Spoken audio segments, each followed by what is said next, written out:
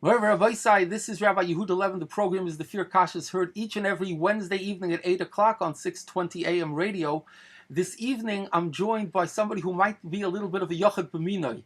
My dear friends, a year or two before he passed away, the great Sar Hamaskim, member of the Badatz of Moshe Halberstam, I was once in his office together with Rabbi Greenwald, who had a kollel for many years in Kever Rochel. And at one point, Rabbi Halberstam said, "There's one person in the world who's fighting the immorality. Is the biggest thing he could be. He's the only the person who's fighting it." And then he said, "There's one person who's fighting for Kever Rachel since after Milchamas Yom Kippur to hold it and to put it in a kollel." And now I could add, there's one person in the world who's fighting for authentic Jewish music, Yiddish music. It was what time-honored tradition, Levim, Lishim, Lazimram, going back throughout history, and that person is Rabbi Ephraim Luft, who's been a guest on our program in the past, but now we have the pleasure, for those who have a heter, to see it on the internet. We have it on the Fear Kashas. All my programs are archived, and we have Rabbi Ephraim Luft with us in person for this program to talk about the problems of Jewish music and some of the solutions. Shalom Aleichem, Rabbi Ephraim. I know you spent weeks here trying to speak with Rabbonim, Gedolei Torah, Askonim, and to see how we can address the problem of Jewish music. So let me play a little bit of devil's advocate. Listen, what's the problem with a rocky beat in Jewish music, not Gentile music? How exactly does it affect my family? They do Torah, mitzvahs, they go to yeshiva. Every door has its own music, so what's so terrible? This has a more of a rocky beat. People should look at what rock music did in the 1950s to all the young people in that generation, what the results were, what the influence was of rock music. It separated children from their parents. Music that disconnects children from their parents is very dangerous. Rabbi Isai, you heard in Mamish succinctly in 20 seconds, Rabbi Ephraim was mazba, the litmus test of kosher music versus not kosher music. Chachma B'Goyim Taimin, you see that Gentiles understood that the rock music created a whole generation gap that's already 3 generations old. This is what he's explaining. When did we have a time in history? Imagine in the 1400, when the Yingler started playing, the younger generation started playing music. The older people didn't understand what it was all about. There was a cutoff. There was a disconnect.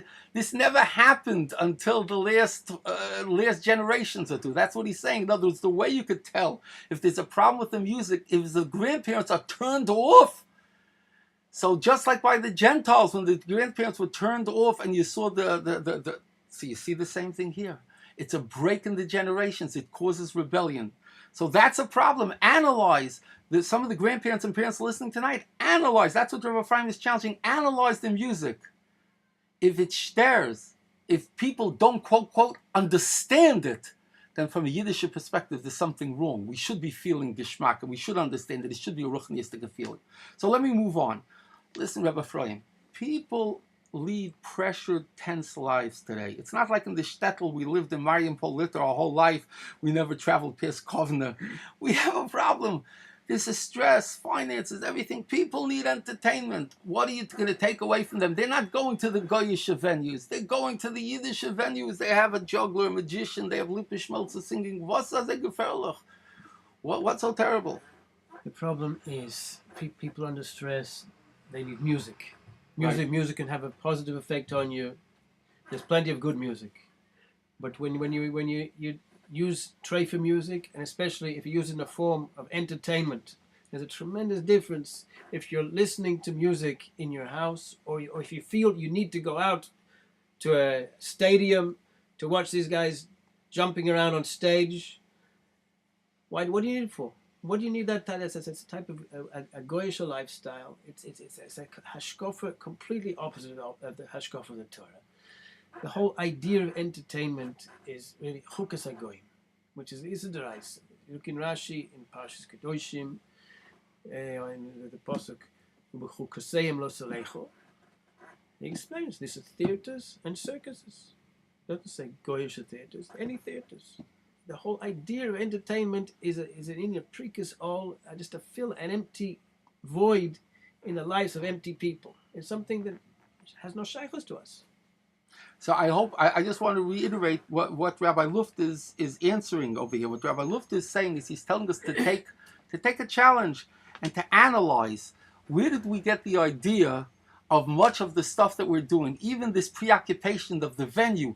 It has to be in Tiberias and the Caesarean thing where Caesar had his Roman legions, or it has to be in Madison Square Garden. Andres is nicht good from the very fact, you see, he's saying to listen to the music, to be entertained, for people to get together, maybe in Kumsitz and sing Nugunim or something like that in a house, or Malka, Sudas Mitzvah is one thing. But he's saying to go out there, that it becomes an end-all into itself. Hoi, I'm dying, I have to go out there. Why do you have to go out there? Because in the 1960s, the Beatles went out to this venue, so now, 40 years later, we have to mach noch. In other words, to analyze, to think, to be thinking people, that we have to ape what the Gentile does. The Gentile needs to be entertained. We have to be entertained. Correct me if I'm wrong, Reverend Fryman. Let's just analyze what goes on in the end when they go to Madison Square Garden. So what happens when they go there? They start jumping up and down. The lights are all the color, the craziness and the color. Exactly. What's the difference if we would turn off the volume so we wouldn't hear that it's Hebrew music, and we would look at some of what's going on and what the performers are doing, and we wouldn't know for some reason that they're Jewish. Is it that much different from what the Gentiles doing? So the whole greatness of the Jewish people is now boiled down to we know how to effectively look how great we ate what the Gentiles are doing. Take the smell test. We're supposed to be lahavdol ben Yisrael ben Am. What are we making Havdalah for Motzi Shabbos?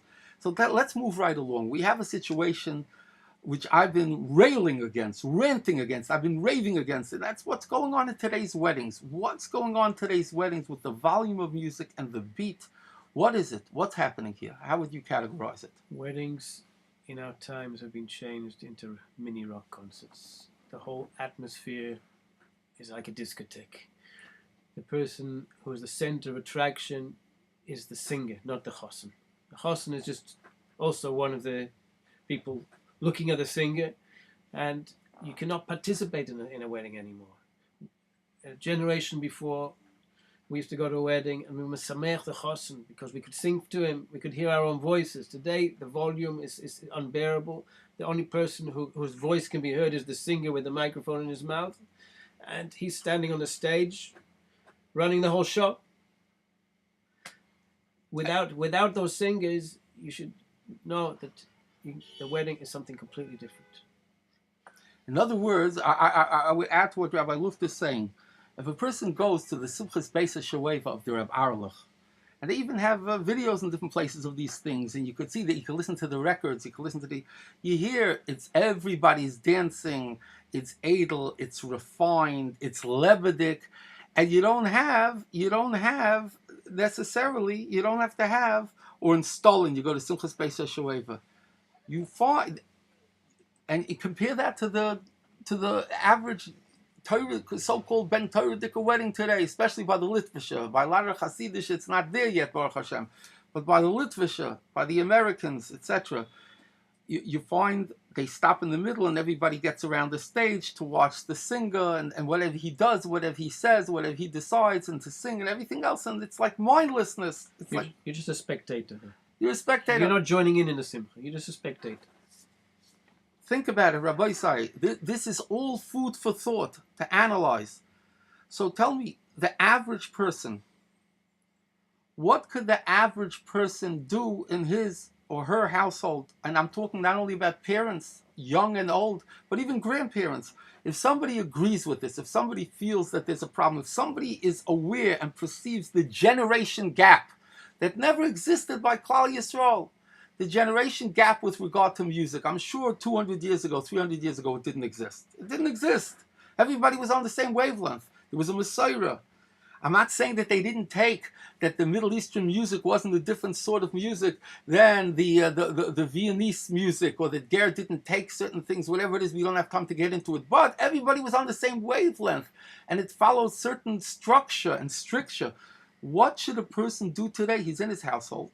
What's he supposed to do? How can he raise his family when you have all these tapes and the video, the DVDs, and this type of music? What should a person do? People should do their best to try and bring into the house good music, positive music that has a good influence on the neshama, and teach their children to listen to it, not to bring in all these instant songs that they buy and have to listen once, they throw it in the garbage, disposable songs.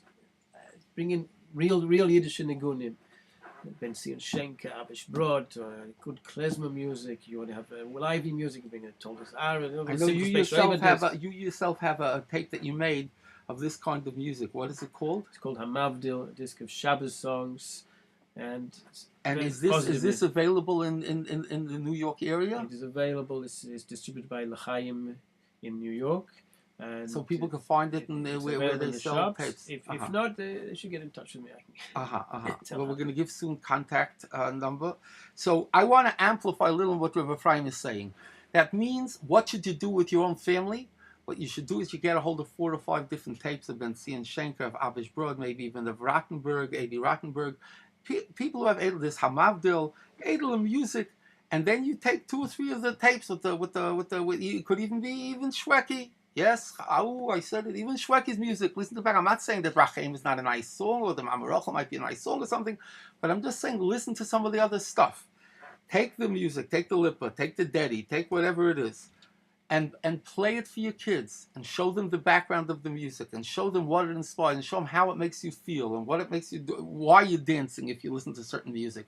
What part of your anatomy are you dancing with even? You're dancing with your seichel because you feel uplifted to Hashem, or is that some moichel you're dealing with the bottom part of your anatomy and you're hooking up and down because you're porua, you're wild? Take the test. Train your kids how to discern the music. Listen to what's underneath the singer. A lot of times the beat is disguised. It's underneath and we don't chop. And once you become expert in discerning the beat of the music, okay, we're in the final minute. Unfortunately, we don't have nearly enough time. But what's the tikkun klali? What are we going to do for the broad tzibur? What can be done? We need like shock therapy. People should just understand where we're going, what direction Yiddishkeit is being taken. I'd like to bring words that I heard in the name of the Mashgiach of Lakewood, of Nosson Wachsweigel Zatzal, who said he had a Kabbalah Ish Mipi Ish from Yeshua Lev Diskin, that all the Ehrliche Yidden will be saved in the last war before Mashiach.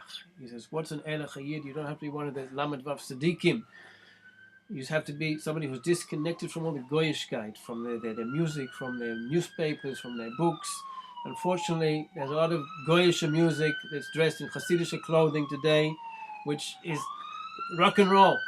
My Rabbi said this is Ephraim Luft, the special guest from Eretz Yisrael. Think about what was said. Try it out in your house. A guten Tamid.